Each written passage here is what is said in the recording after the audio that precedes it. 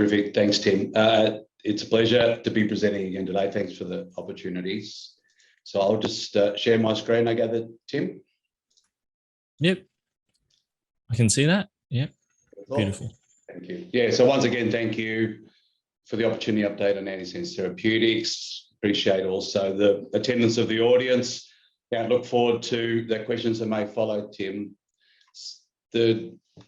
We present a number of times to your audience here, so I think everyone's well familiar with the company's focus on developing and commercialising its pipeline of antisense drugs. We're obviously listed on the ASX, but we also have a dual listing on the Frankfurt Exchange, and we've got a level 1 ADR operating in the US. Company has a strong balance sheet. We just reported our quarterly with just over $19 million of cash, no debt. Again, won't be new to your audience, Tim, but we have a long-standing and highly productive collaboration with Ionis Pharmaceuticals in the US. They are, of course, the world leader in the antisense field, and we have worldwide exclusive licenses to 2 of their compounds.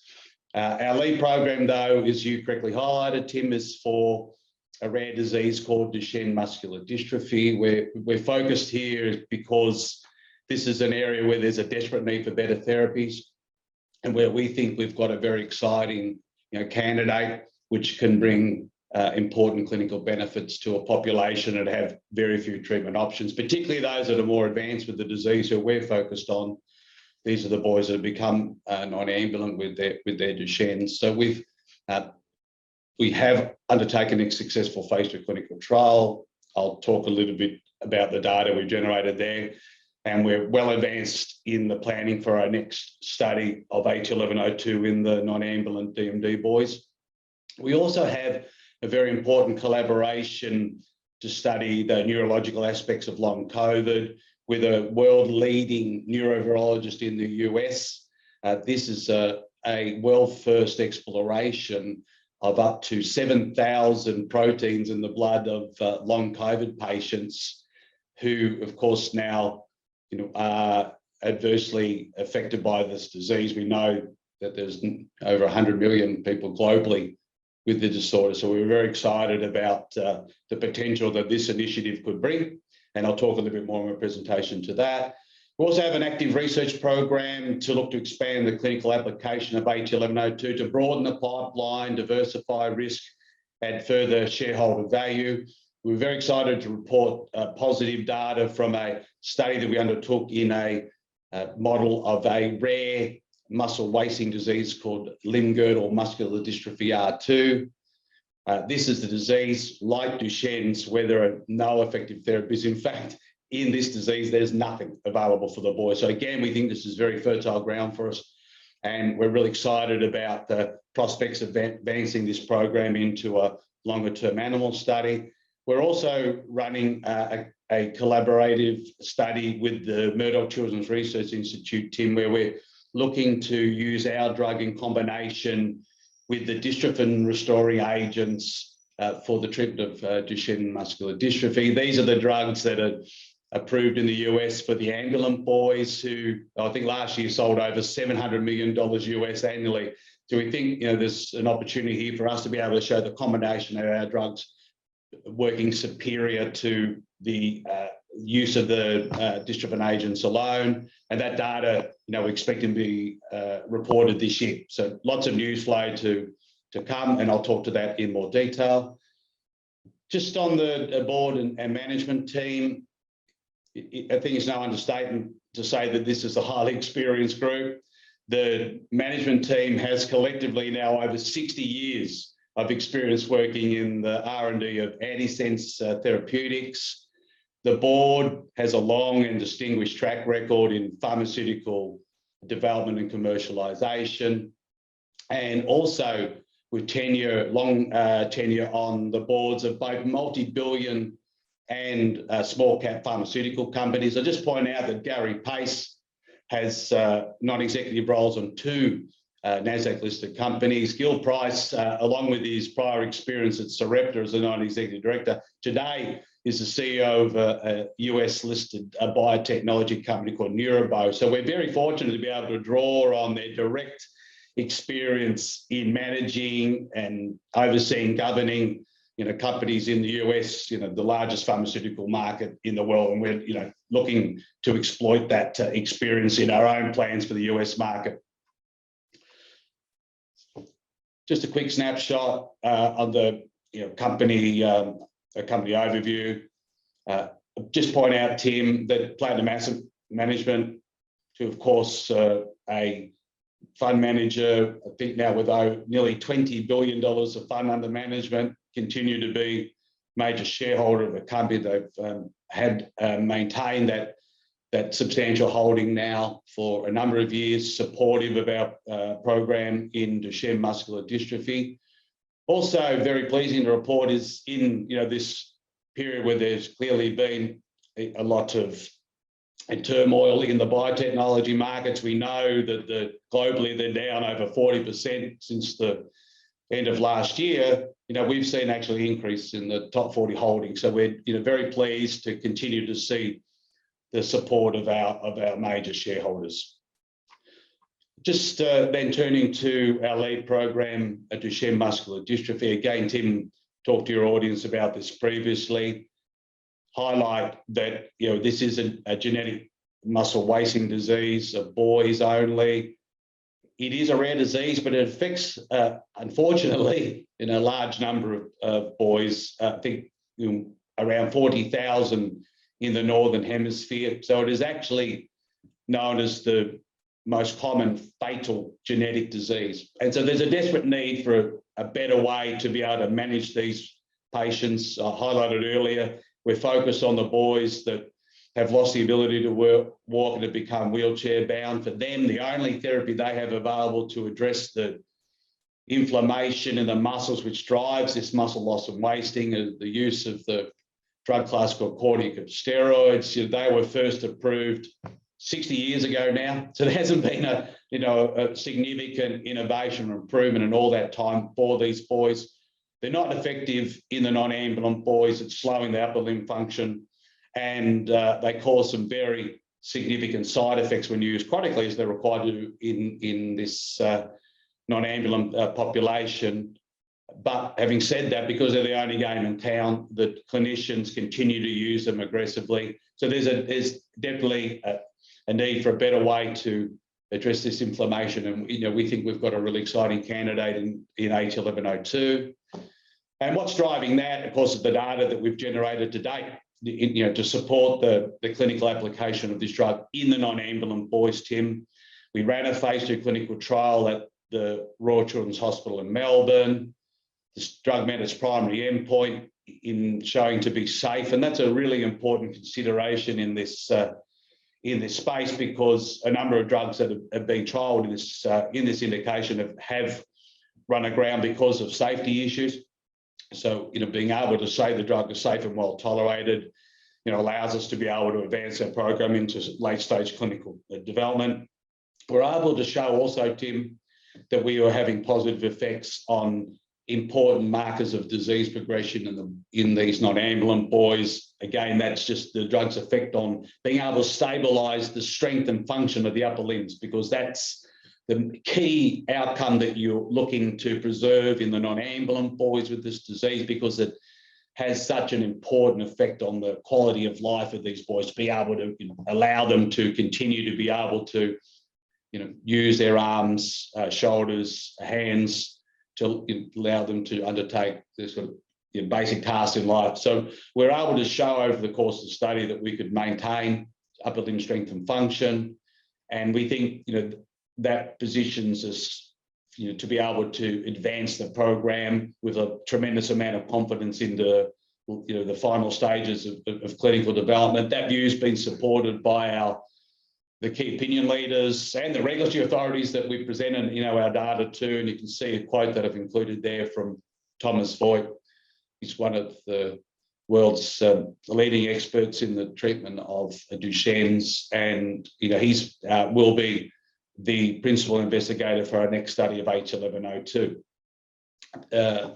against a slide that I presented previously, Tim, but it's an important one because it highlights that our drug is having positive effects on what is it, the primary clinical endpoint for getting a drug registered for the treatment of Duchenne's. And I'd encourage your audience to review the programs of the companies that they're invested in the biotech space to see how many of our peers have similar data, being able to show in earlier clinical trials that are actually having a positive impact on the endpoint that's going to get the drug approved. So this goes to the point I made earlier about the confidence that we have taking the drug into late stage clinical trials. And what we were able to show here, Tim, was that we were able to show our drug having a benefit versus a matched population of boys from a what we call a natural history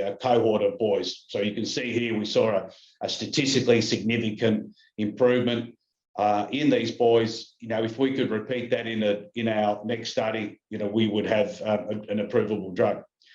Little bit of detail around the development landscape for Duchenne's. I just point out two key features. In the non-ambulant space, there's very little activity. We know of two drugs only where they're enrolling patients, non-ambulant patients. We've reviewed their clinical data to date. Our impression is that the data that we've generated is showing superiority to both of these compounds.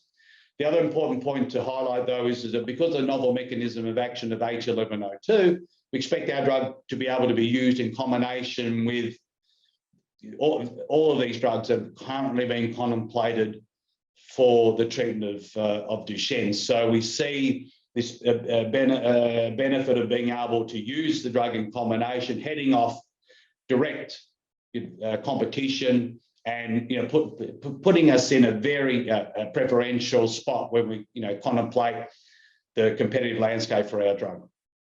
Market for the Duchenne's products is very large and rapidly growing. It's forecast to grow to 10 billion by 2030. Because it's an area where there's a desperate need for new therapies, and because of the fatal nature of the disease, companies that are developing drugs in this space are afforded premium pricing.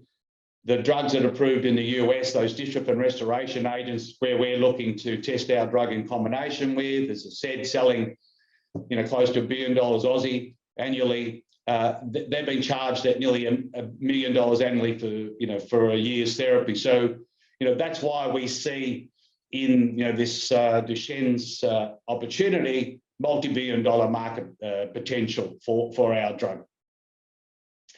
So we are well advanced, in our planning for the next clinical trial of H1102. We've had extensive interactions with both the European and US regulatory authorities.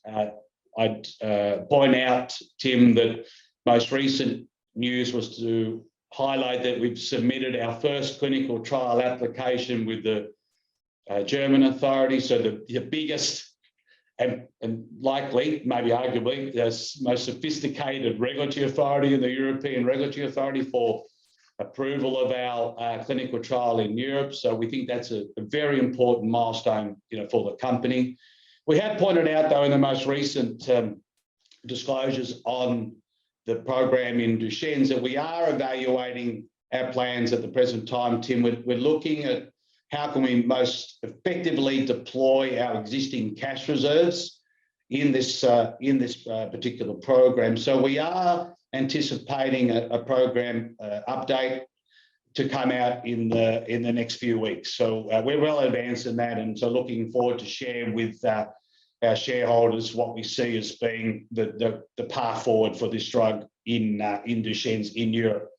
I mentioned earlier, another important focus of the company is to expand the application of H1102 to capitalise on the extensive data package we've generated on H1102 to date. That allows us the opportunity, Tim, to jump very quickly into clinical trials with this drug, but also we see as an opportunity, to either run those studies ourselves or to partner for these programs, much like we've seen in Duchenne's. We expect, by focusing, which is our initial target in the rare disease space, see a premium pricing afforded. So we think this is again, a very important initiative, and one that our shareholders should be excited about, in my opinion. So we have talked to the work that we're doing at the Murdoch Children's Research Institute, the largest child healthcare research institute in Australia. We've generated positive data in this limb-girdle muscular dystrophy R2 setting. I've got a slide on that, I'll talk to that. And anticipating data emerging from the combination study that we're running at the Murdoch, where we're using our drug alongside the dystrophin restoration agent. So that's going to be important data, evaluating data, if we're successful in our endeavour to show the combination improving on outcomes of the restoration drug as a monotherapy. What is not far away is the news that I highlighted earlier, Tim, of our very important collaboration with Dr. Igor Koralnik in the US. Igor is a clinician that's treated well over 1,000 patients now with long COVID. And so we were very fortunate to be able to have Igor agree to allow us to retain blood samples of patients that he had tested with long COVID. We've assessed these samples using a group in the US who are able to use a exclusive process for being able to identify up to 7,000 different proteins in the blood. We see this as an opportunity to generate novel data around the diagnosis, prognosis, and treatment of long COVID, and file for patents to protect around that. So we highlighted to our market, or rather to our shareholders, that data was due middle of this year. So we are not far away from being able to talk to that. A little bit, Tim, just 2 more slides to go. Hope I'm on track for the time. Just on the limb-girdle muscular dystrophy R2, it is a rare muscle disease which is caused by a genetic mutation of a gene called dysferlin, which is producing a protein in the muscle fibers of patients. So the absence of this is causing progressive weakness in the hips and shoulders of patients, called the limb girdle. That's where the name comes from. And that has a progressive impact on the walking and upper limb function of these patients, much like what's happening in Duchenne's. However, it's more a disease of adulthood rather than a pediatric indication. Affects about 1 in 125,000 people. So there's around about 4,000 people in the US with the disease. No treatments available today for the disease. Nothing that's emerging through clinical development. And we're working with the Jane Foundation in the US, who are an advocacy group that their goal is to identify a cure for this disease. We've been very fortunate to have had their support in this program. You'll see the quote from the CEO of the Jane Foundation about the significance of this initiative.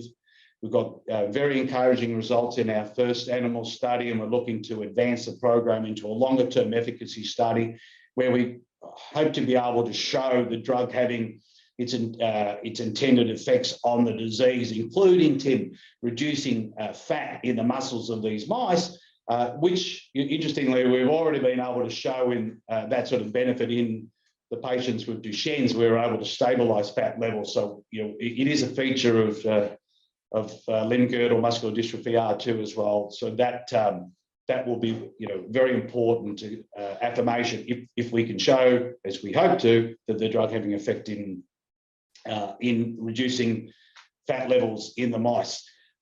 Last slide.